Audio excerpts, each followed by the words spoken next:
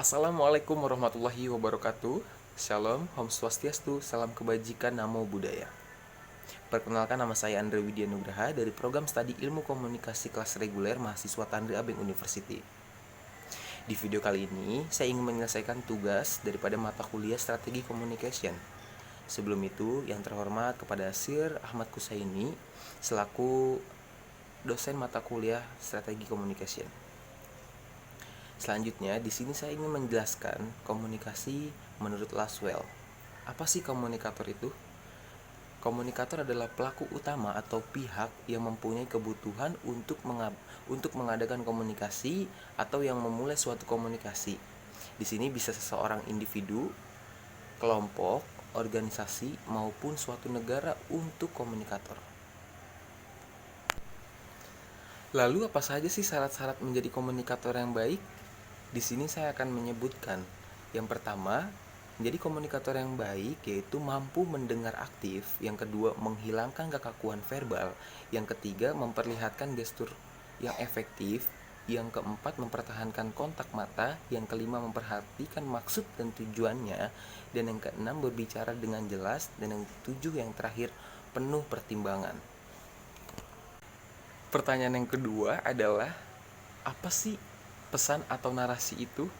Di sini saya akan menjelaskan. Pesan atau narasi itu adalah jenis pola pengembangan paragraf yang menceritakan suatu peristiwa yang pernah terjadi atau kejadian yang detail. Teks ini bisa didasarkan pada kejadian yang benar-benar terjadi di dunia nyata atau berupa imajinasi semata. Contohnya seperti teks narasi antara lain novel, dongeng, lalu fable, cerpen, dan teks drama. Lalu bagaimana cara membuat narasi yang baik? Tentu yang menarik ya. Yang pertama, tentukan sudut pandang, yang dimana rencanakan untuk menceritakan paragraf itu dari sudut pandang orang pertama atau orang ketiga. Kita bisa menggunakan saya, aku, dia, mereka sebagai subjek penutur kisah. Yang kedua, gunakan bentuk waktu yang konsisten, yang dimana menulis narasi yang baik itu tentunya yang menarik, menggunakan bentuk waktu yang konsisten. Saat menulis narasi, pastikan kita hanya menggunakan satu bentuk tensi secara konsisten sepanjang paragraf dan hindari berganti-ganti tensi. Pertanyaan yang ketiga, apa sih media itu? Media adalah sarana atau alat yang digunakan untuk menyampaikan pesan dari pengirim kepada penerima pesan dengan tujuan untuk meningkatkan pemahaman penerima pesan. Selanjutnya, apa sih pengaruh media terhadap komunikasi manusia?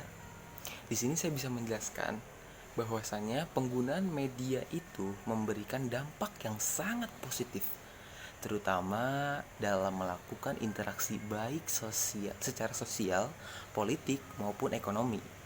Penggunaan media ini juga memberikan kemudahan dalam berkomunikasi baik dengan teman, keluarga yang tidak memungkinkan dilakukan melalui face to face karena faktor jarak.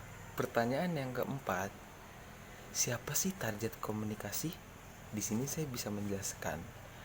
Menentukan target komunikasi itu kembali lagi dengan komunikator. Apa yang ingin dibicarakan, lalu efek apa yang kita ingin capai.